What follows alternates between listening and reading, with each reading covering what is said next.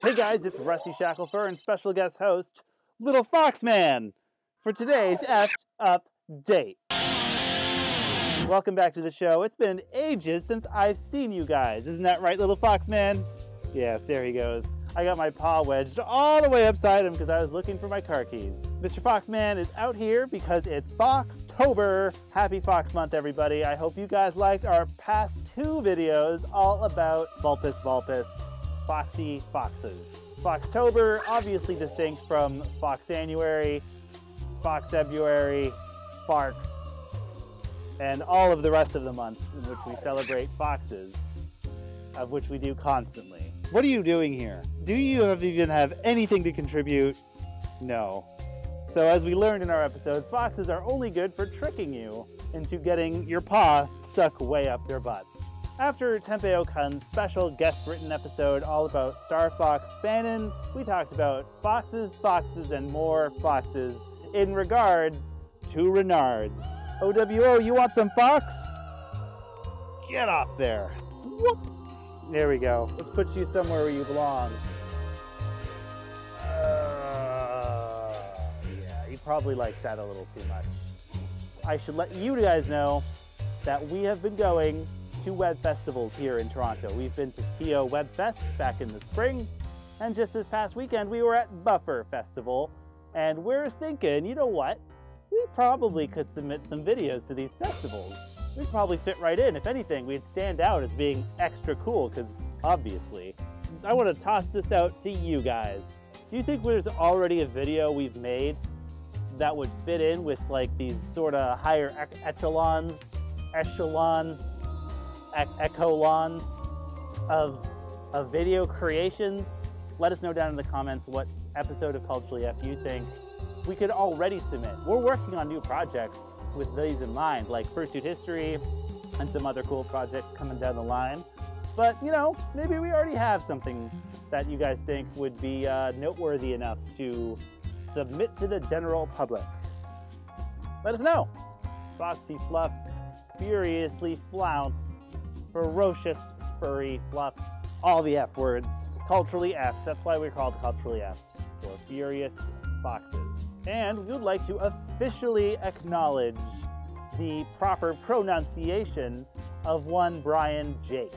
RK mispronounced his name as a Frenchman as Jacques, and that is incorrect after further research and many comments in the comments section. So this is our official addendum for both the Redwall episode and the extended edition, that it is Brian Jakes, author of Redwall, not Brian Jacques. So thanks for everyone for staying honest about that, because we looked it up, we did our research and our due diligence. We're sorry. Rest in peace, Jakes. Obviously we had Star Fox and fan canon written by guest writer Tempeh-o-Kun. Oh, I know, right? Just fan gush. We were so excited about that we had to make this elaborately awesome Star Fox poster mashing up with A New Hope and the Star Wars franchise. So take your R-Wing, fly it to the Death Star, and fight Darth Andros and save Cornell Duran. On that note, we are also working on fixing our merch store. We realize it is heavily biased towards US shipping. After doing some very quick investigation, we realized shipping costs were explosively astronomical for what you're getting. So we are looking to open up a new download store and a new web store with some cheaper items that ships all over the world. Don't worry, US people, you can still shop at culturallyf.com in the meantime. Shipping is only $5 for you, but for everyone else, we're working on some more creative options. Fans of the show might have noticed I haven't been around, which makes me incredibly upset.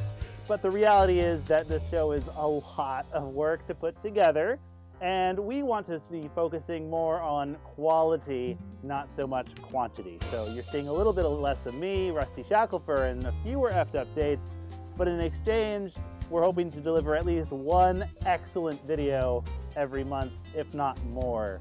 So stay tuned.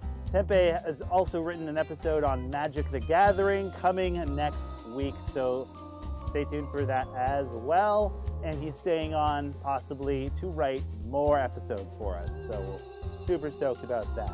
Also coming up on Culturally Apt, Fursuiting a History, Episode 1. We are citing release date for November.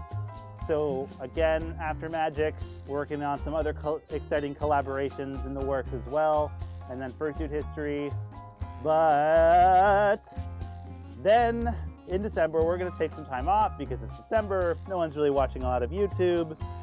So expect that. We're telling you right now, you're going to see me, Rusty Shacklefur, again, probably in the first week of December, letting you know once again that we'll be taking a brief hiatus during that month because it's Christmas and no one's watching YouTube anyway. So we're still going to line up some cool bonus videos for that month, so you won't be completely without Culturally Apt, but there will be no straight up brand new episode in the month of December 2017.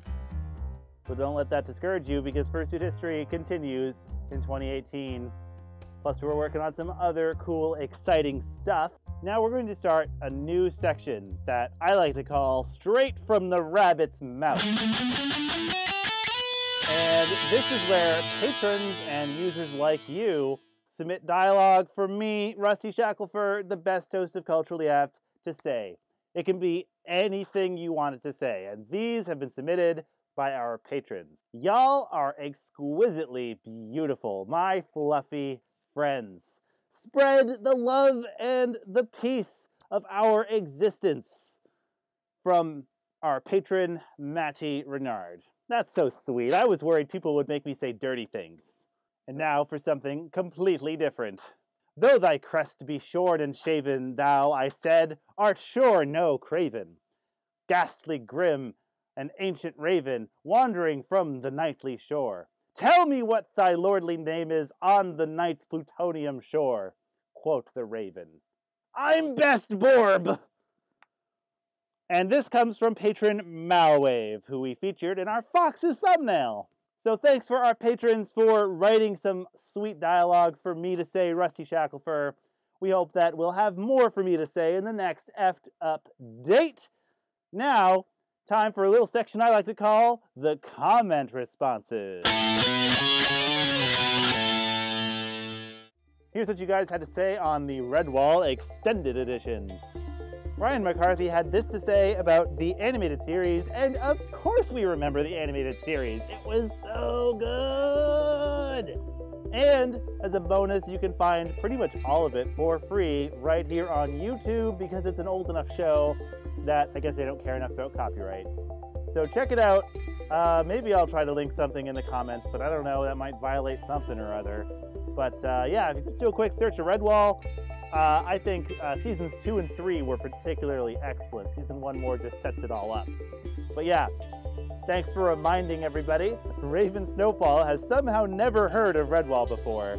So I'm glad you finally got out from under that rock and have discovered more fun furry fandom media.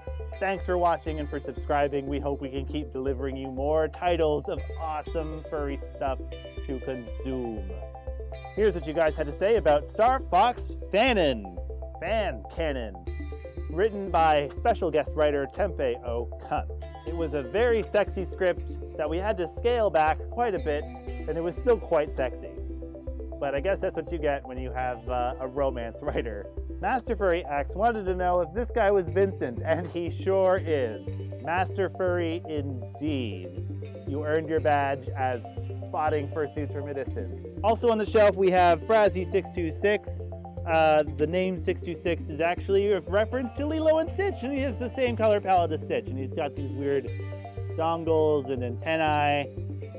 Yeah, we have a couple fursuiters up here. This is Culturally Apt after all. Thanks for your comment. Kappa Penguin. Deja Blue had this to say about summarizing fanon, and I guess you could really say the same thing about most fanon, wouldn't you say? Whether that's Sherlock or, I don't know, Sherlock or Marvel, fans like their fictional characters to fuck each other in the butt, so Star Fox is no exception. Yeah, it's all fandoms. Wherever there's excitable girls, you're gonna get some yaoi. Quincy Amir wants to see a 10-part series on Macro Falco. I don't know if we could stretch it out to 10 parts, but I guess because he's so tall, they'd have to spend maybe a part on just his shoe, and then a part on his shin, and sort of just climb up until we get to his face.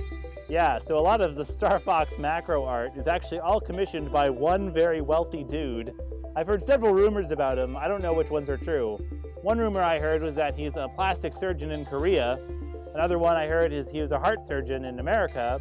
So either way, he's in the medical profession somewhere, and he gets way too much money, and he really likes thinking about Star Fox and Falco being 30 stories high and fucking buildings, I guess.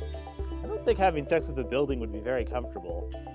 It's rock and glass and yeah, that's just upsetting, just on all levels. I say that until I inevitably build a cardboard city for me to smash through. So maybe that'll be a life-changing moment for me, and I'll unlock something deep and dark and hidden about myself.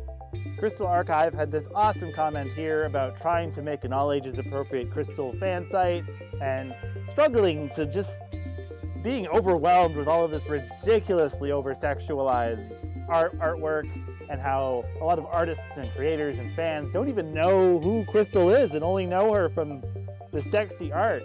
And it's kind of a shame because she's quite a badass, like, straightforward character who has no sexuality, like, represented in the games, except maybe like a peck on the cheek at the end of one game. And even Nintendo is guilty of this, of making her the sexy vixen like this. Shame on you, Mr. Foxman. This is an all ages show. I've already talked about fucking buildings and sticking my paw up a fox, but whatever. Justin Sheaves shouted out Tempe for his awesome work and his Star Fox fan works in the past, so we know for sure we got the right guy to write this episode for us. Thanks for your comment, man. We'll let Tempe know. Tempe probably already knows. Here's what you guys had to say about foxes in regards to Renards. Oh, whoa, you want some fox? So thanks for everyone who commented on their favorite fox. We saw lots for Team Robin Hood, lots for Team Nick Wilde, lots for Team Fantastic Mister. Good work, everybody. There's no wrong answers. Personally, I think I'm on Team Fox Bait. I think I could take a fox. I mean that, like, in a fight. I don't mean, Get your minds out of the gutters, guys. Yeah, I washed my hand, don't worry.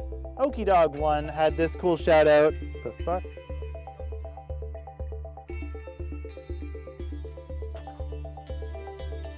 Okie Dog 1 had this to say, congratulating all of that awesome alliteration that RK managed to pull off, all about fluffy furry foxes. And yes, it was absolutely inspired by V for Vendetta and his crazy V speech, because foxes are just so foxy. Flippin' furry foxes fascinate us to no end. Boxer had this to say about Aesop's Fables, and we may do one eventually. They're already kind of sprinkled in throughout our videos already. In the meantime, I encourage you to check out ASAP Fables, which is a brand new YouTube show on the channel Topic. They also do like political cartoons and such. But yeah, check out ASAP Fables in the meantime. Omaruro had this to say about this 2015 Hungarian film, Night of the Fox Fairy, which combines European and Japanese fox myths. I believe Lucius, 1958, also commented that the very first stop-motion animation film was in fact a retelling of Renard the Fox. So that's available on YouTube as well. Check that out. We are a little embarrassed that we didn't get to include that. So thanks everyone for commenting on all of our videos. Please keep them coming so that I have something to do here on Culturally Effed. Also, thanks to our patrons for submitting dialogue for me to read. We hope to get more of that going on. And thanks for everyone who viewed Underbite's art stream. If you're already a patron, you get access to watch these art streams go down live. You don't get the benefit of it being sped up and condensed into like 2 minutes, but it's super cool. You get to hang out with Underbite, and sometimes RK's there. Check it out, patreon.com/culturallyeffed. Get me to say anything you want, get in the thumbnail, watch our streams, get free stuff. Check it out. I have been your host, Rusty Shacklefox. Thanks for watching.